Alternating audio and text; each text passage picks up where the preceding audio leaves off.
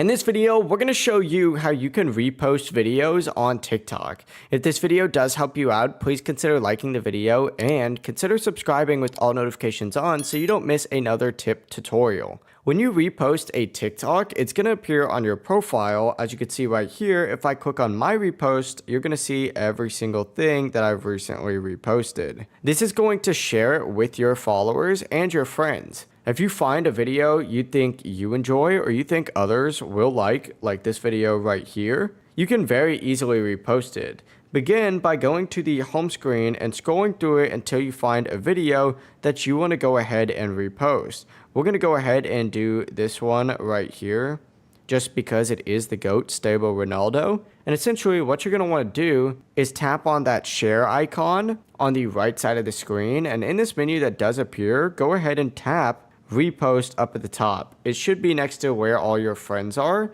but when you click it, it's going to say now right above that person's username that you have reposted this. It really is as simple as that though. If you have any questions, feel free to ask us down in the comments below and we can 100% help you out. But before you leave this video, make sure you're liking the video and subscribing for more helpful tips just like this. Have a great rest of your day.